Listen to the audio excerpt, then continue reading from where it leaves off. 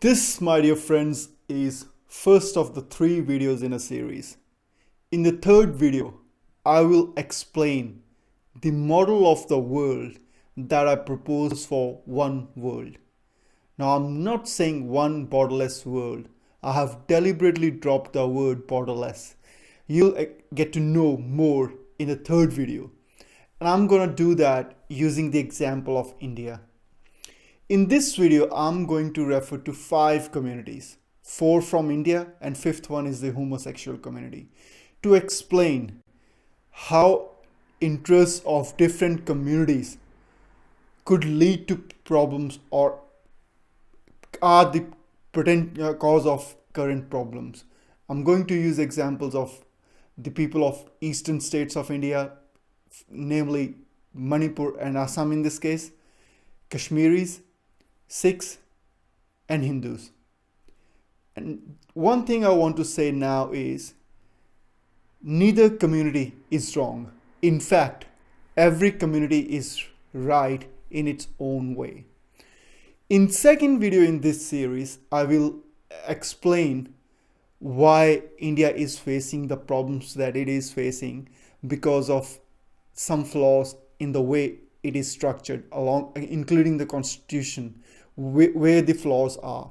So let's get on with this stuff for this video. Let's first start with people of eastern states of India. For example, Manipur and Assam. These are the states which have seen independence movements, and they are still active insurgents in these states who would want to have an independent state. Now, why did this problem arose? Now, people of eastern states of India, there are 7 states called 7 sisters. They are a different race than the rest of India. They are what are classified as Asian or Chinese in Western society, while the rest of Indians, of course, are what Western societies identify as Indians. Now, the common heritage roots for all the people in India, including those 7 states, and they have a lot of similarities with the rest of the Indian population. But the problem arises when you consider what happens as far as representation is concerned. What is representation? When we are growing up, we look up at someone as someone who is a goal that we would like to emulate. We idolize people. For a Jat Sikh, it's Dharminder in Bollywood. Or for a Sikh, it's Sajjan Singh, the Defense Minister of Canada. So they are the people that people of Sikh community looks up to. This is just an example. Now, how many people of Asian descent do you see in Bollywood movies or Indian television serials? At the national level in politics in India, other than the late P.S. Sangma, how many people of eastern states do you see as representatives of the community, as standout individuals? Now, if you go to Asian countries like Thailand, Taiwan, China, Japan, Indonesia, or Philippines, all you'll see on billboards, in movies, in television, everywhere is people of their own kind. Now we can, of course, rectify this situation by giving representation to the people of eastern states in Bollywood, in television, in national level politics. But then the problem with representation is twofold. One, there are so many different people in India that even if we were to give representation to every group of people, everybody will still feel left out. And 2, representation is just that. It is merely a representation. It is not the same as being in control of it yourself. Which is why there is this problem that they feel that they are not a part of India, even though they are a part of India. Now, we as Indians have grown up reading about India, and we would want to tell people of those states that Assam, Manipur, Meghalaya, Mizoram, Tripura, Arunachal Pradesh, Sikkim, they all are integral part of India. You cannot claim that as your land, even though it's their ancestors who have always lived on those lands. So it is technically sort of denying them the land rights to their own land. But that is not the problem. The problem is, even if India was to grant them independence today, there's no guarantee China will not walk in. Even the notional freedom may still remain just a notional freedom. And in fact, it might be a lot more better for them to be with India than be with China for many reasons. Particularly, of course, India is a democracy and China is not a democracy. But then those reasons apart, but this just gives you an idea why we have a problem. I'll discuss a lot more in the second and third videos. Now let's go to the Kashmir problem. Hari Singh Nalwa conquered Kashmir and made Kashmir a part of Sikh state under Maharaja Ranjit Singh. Gulab Singh was the heir of the ruling dynasty before that, and he was made the governor. At the time of independence, Gulab Singh's family's heir, Hari Singh, was the ruler of Kashmir. Hari Singh was a Hindu. There was Jammu region of Jammu and Kashmir has a sizable Hindu population since ages, but the rest of the Kashmir was predominantly Muslim.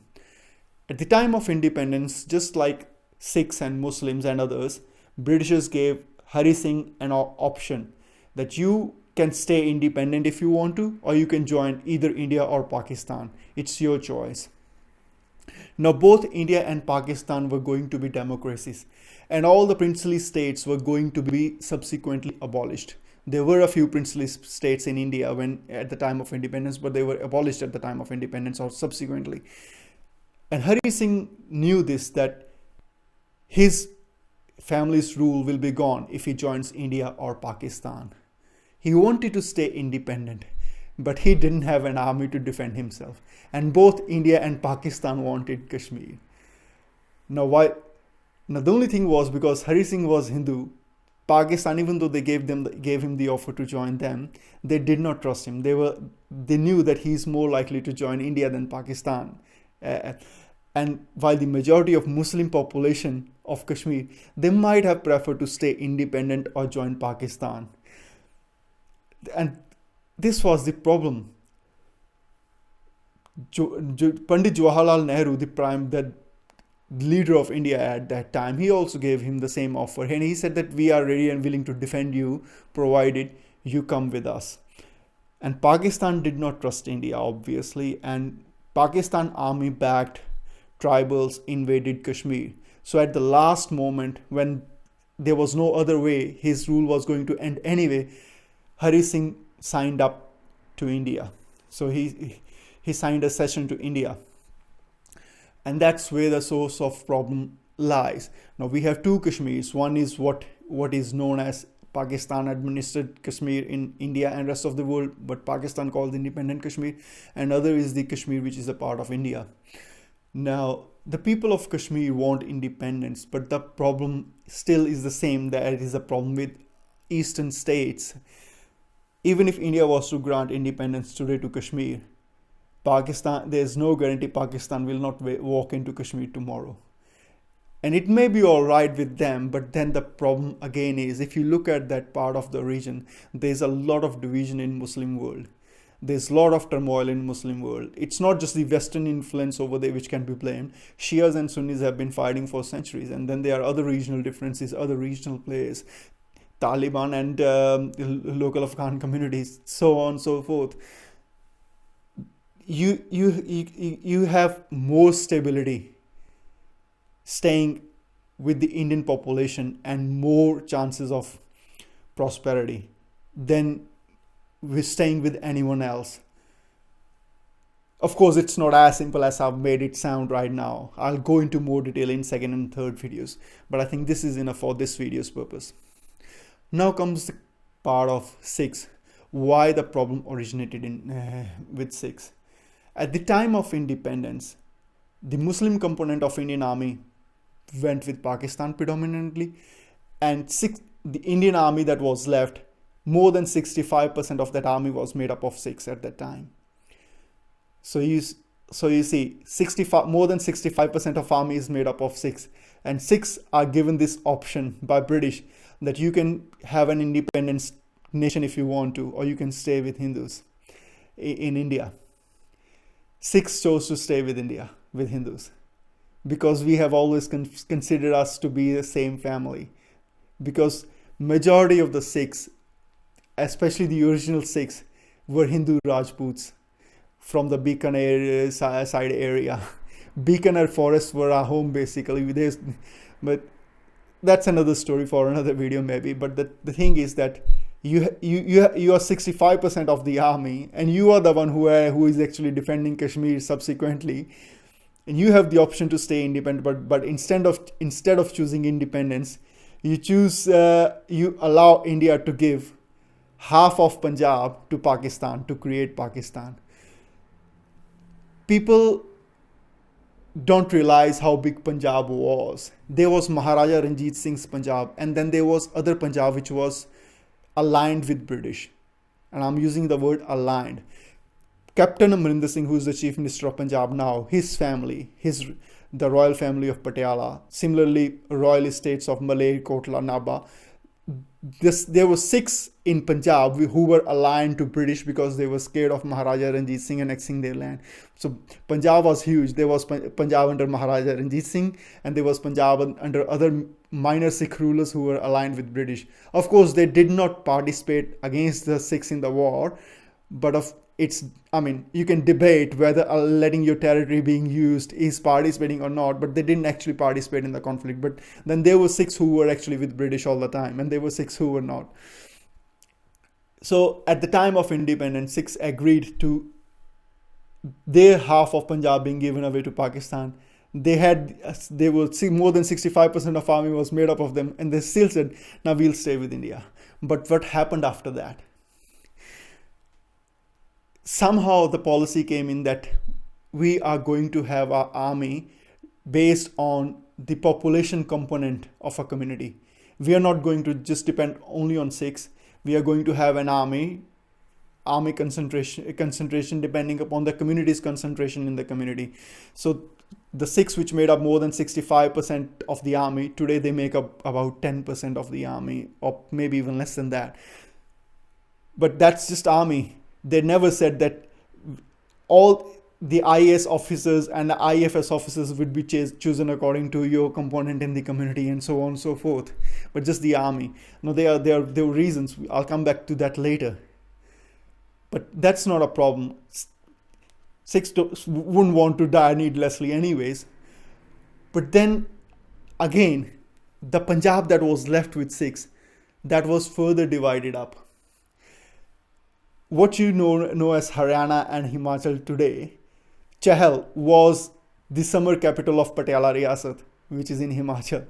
So Himachal and Haryana were created on what is known as Punjab Day. There's nothing to celebrate about it. That was the day when Punjab was divided up, land was taken away from Punjab. There's nothing great about that Punjab Day.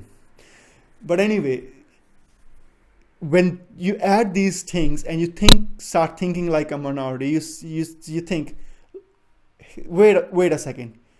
We could have had our own land, and a much bigger land, when we had the option, and we chose to stay with people because we trusted them, and they don't trust us.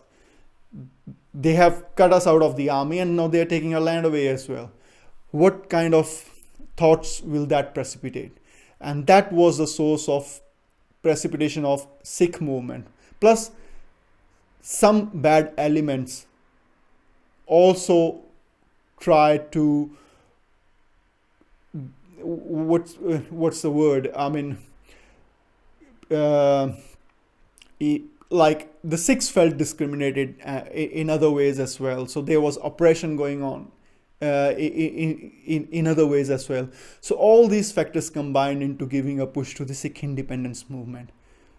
Now, if an Indian army made up of 65% Indian army made up of Sikhs can defend India in so many wars after independence, there's no reason for me to say that the Sikhs, if they have an independent country today, they will not be able to defend themselves. But there are two reasons I still don't want them to go down that way.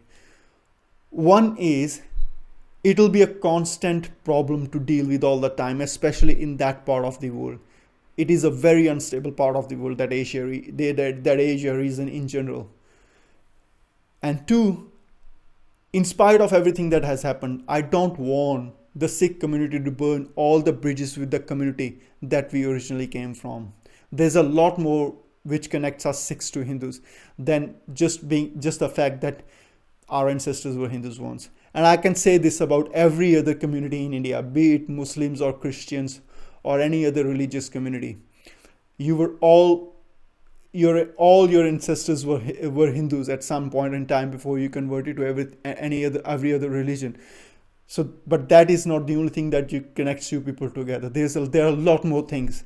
There were a lot of reasons why we choose to stay together at the time of independence, and those reasons are still good even today. I'll discuss these things more in second and third video. But let's continue on. The next community, the Hindu community.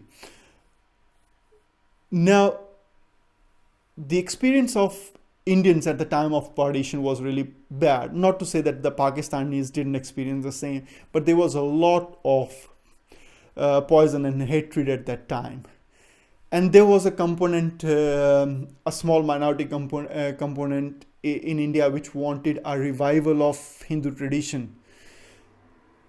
So all the things combined, they probably lost trust that, if we want safety, stability, we need to have a control of the army. And that's why they brought in all those changes, cutting down on who is going to be in the army and all that stuff. So they had genuine fears, although they could have trusted others better. But then I cannot be in their shoes, just like they cannot be in my shoes. So they were sort of justified in what they did. But of course, if everybody is justified, then why we still have the problems? Because sometimes you have to give up some things even when you are justified not giving them up. But anyways, I'll talk more about this in second and third videos. Let me just quickly talk a bit about the homosexual community, which is more in a global context. Now, homosexual community's problems are twofold. One is the discrimination and second is the personal rights.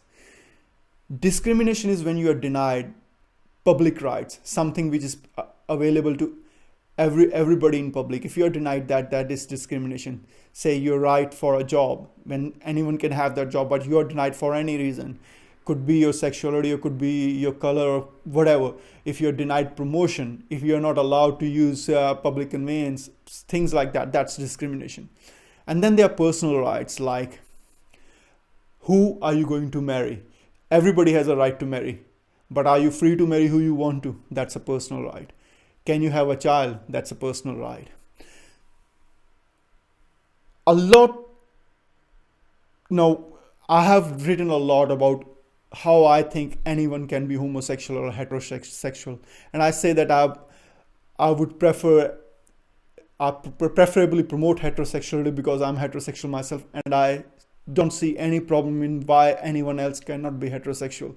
So my views are expressed in other blogs, but the point is, a lot has been done in Western societies regarding homosexual rights.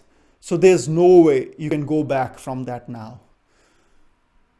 The only way forward would be to accept homosexual communities' land rights as well. I see societies which have accepted homosexuality openly in going in three-way split: heterosexual community, lesbian community, and gay community. I'm not even putting lesbian and gay community together, because if you put them together, then they'll have problems in the future. And this three-way split is inevitable. It will have to happen because all three communities' interests are very different, very separate. Homosexual community would want to promote their lifestyle if they have to sustain their community. And heterosexual community needs to promote its lifestyle. Like I say, I'm promoting heterosexuality. It is necessary. And it will be necessary to compartmentalize the three separately. There's no other way you can handle with where you have moved forward. Anyway, I'll talk more about these issues in second and third videos, particularly in third video. So till that time, think people, think.